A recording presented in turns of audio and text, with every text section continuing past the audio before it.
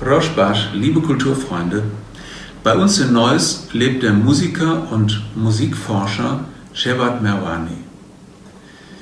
Shevat Merwani hat Liederbücher herausgegeben, mit denen er die mündlich überlieferte Musikkultur des kurdischen Volkes verschriftlicht hat. Gerade sind 4 neue Bände erschienen, damit sind es insgesamt 8 Bücher. Ein ganz großartiges Werk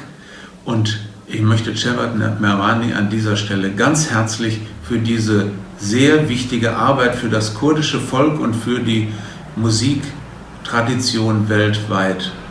danken. چاند و هنر و زمان ما چخاص دولمنده و به هزار ساله هاتیه لی ناتیه نویساندن به دفکی به دو دنگ بیجا و دنوا گل کردا هر وها هاتیه حتی روژا ایرو جبوی که ام نویسکی اندی چاندا خو ستران خو زمان خو بپارێزن و بنویسکی دنوا گل کردا هبه ایرو به خدمت هانه که ما کریه ام پیش شانه ام دبین لگل کرد پیروز به هیوی دارم که ام تفجه فیده ببین دی بیرم سالا 1996 جاره کم جواد هات مالامه 2-3 هفته مالامه دبو ام به هفرا چونه رادیو جواد جور گلک ستران arşiv avurda halda ani به نوت به اوکی آستکی بلند یعنی خباتکی مزن کر و حیا رجع ایروجی او گردایی و خبات خال گلک سپاس جواد جان. شخص نیت جوادی دست پیکی داشتی و بریجی که آرشیوا چه دکت تر نیتای او بود. آرشیوا کی چه که جبو کلام کردی خلاص کن. یعنی وقتی در باسی قیده کی و وقت آرشیوا کی چه و برای کس ندزه کس اوک نکه. او نیتاوی برده هبو.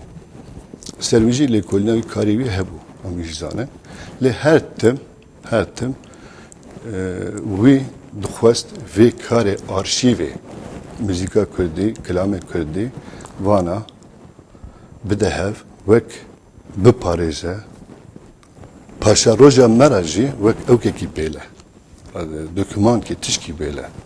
اوی دم نبو لی ادم آنا پرتوکی کی چیکد سمانی خو چند خو هنر خو خودی درکت کلک بدل جدا و ایروجی کارک پرخوشت که کاریجی گلک پیروزه اجر سرکفتی خواست. وقتی یکی ما بیست که دنگی رادیو یریوانی گلک گدار دکرن یکی کردستانا باکور باشور روزلات چمکی ورا دنگی کردا بری بو به دنگ بون izin ندان روزایی رو چیارالی جمع کلتورما ددزن چند کلتورما ددزن ام راضی بون اقتدن حوال جواد مروانی که روزایی رو تخازه چند کلتورما نوکه نخوازه هندابه مونسترانا خیلی کرده اساسی ملت ما این دکارن وان استرانی کردی نوتا بخونن و استرانی کردی بیجن ابو چا خزنه کی بون اساسی در جنار ما خنج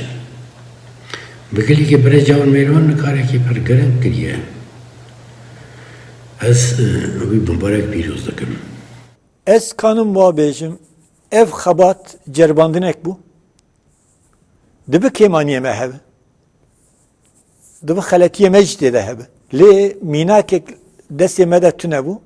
care yekemeli dünye ev xabat hat kirin hevi u ricamın jivan kesayi ki evi divi varide kanı ben psporiye bikin u xudi agahi ben van kemaniye mena serras bikin xalatiye mena serras bikin